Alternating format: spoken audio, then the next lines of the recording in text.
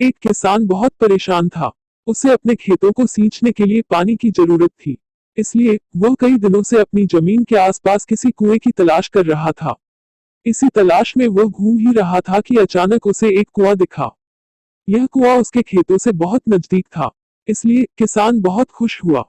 उसने सोचा कि अब उसकी परेशानी खत्म हो गई। यह सोचकर वह खुशी खुशी घर चला गया। अगले दिन वह पानी लेने कुएं पर पहुंचा। जैसे ही उसने कुएं के नजदीक रखी बाल्टी कुएं में डाली, वहां एक आदमी आ धमका। वह किसान से बोला, यह कुआं मेरा है। तुम इससे पानी नहीं ले सकते। अगर तुम इस कुएं से पानी लेना चाहते हो तो तुम्हें इस कुएं को खरीदना होगा। यह बात सुनकर किसान कुछ देर रुका और फिर मन ही मन सोचने लगा कि अगर मैं इस कुएं को खरीद लूं तो मुझे कभी पानी की कमी नहीं होगी और न ही मुझे पानी के लिए इधर उधर भटकना पड़ेगा। फिर क्या था, दोनों के बीच एक रकम तय हुई। किसान के पास उतने पैसे तो थे नहीं, लेकिन वह यह मौका छोड़ना नहीं चाहता था। इसलिए किसान ने उस आदमी को अगले दिन वह रकम देने का वादा किया और घर की ओर चल दिया। किसान के लिए कुआं खरीदने का यह अच्छा मौका था। इसलिए वह इस काम में जरा भी देर नहीं करना चाहता था। घर पहुंचते ही उसने अपने करीबियों और दोस्तों से इस बारे में बात की और कुएं के लिए तय हुई रकम का इंतजाम करने में जुट गया। थोड़ी भाग दौड़ और कोशिश के बाद आखिरकार उसने वह रकम जमा कर ली। अब वह पूरी तरह से निश्चिंत हो चुका था कि उसे कुआं खरीदने से कोई नहीं रोक सकता। जमा हुए पैसों को लेकर वह फिर घर चल दिया। उसे बड़ी बेसब्री से इंतजार था कि कब रात खत्म होगी और वह कुआं खरीदने जाएगा। इसी सोच में वह पूरी रात सो नहीं सका। अगले दिन सुबह होते ही वह कुआं खरीदने निकल पड़ा।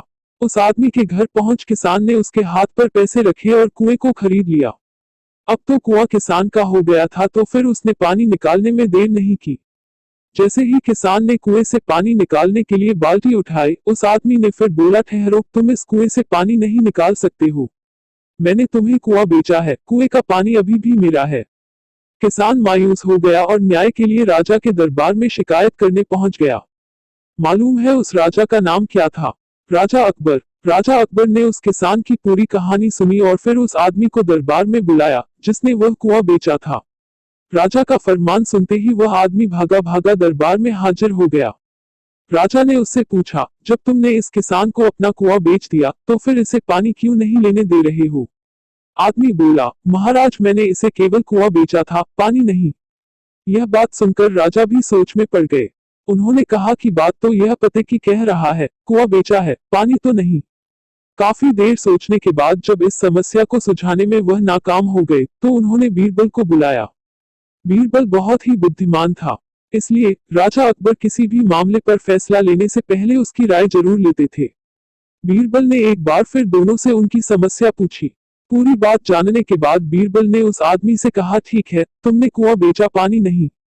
फिर तुम्हारा पानी किसान के कुएं में क्या कर रहा है? कुआं तुम्हारा नहीं है, फौरन अपने पानी को कुएं से बाहर निकालो। बीरबल का इतना कहते ही उस आदमी को समझ आ गया कि अब उसकी चालाकी किसी काम नहीं आने वाली। उसने राजा से फौरन माफी मांगी और माना कि कुएं के साथ उसके पानी पर भी किसान का पूरा अधिकार है। यह देखकर राजा अकबर ने बीरबल की बुद्धिमानी की तारीफ की और कुआं बेचने वाले आदमी पर धोखेबाजी के लिए जुर्माना लगाया। कहानी से सीख। किसान और कुएं की कहानी से पता चलता है कि अपने आप को दूसरे से अधिक चालाक नहीं समझना चाहिए। साथ ही धोखा देने की आदत से भी दूर रहना चाहिए, क्योंकि कोई ऐसा भी हो सकता है जो आपसे भी अधिक बुद्धि का इस्तेमाल करना जानता हो। ऐसे में आपका धोखा पकड़ा जाएगा और आपको अपने किए का भुगतान करना होगा, जैसे इस कहानी के अंत में कुआं बेचने वाले आदमी को करना पड़ा। आपको यह वीडियो पसंद आया तो लाइक करें, फॉलो करें।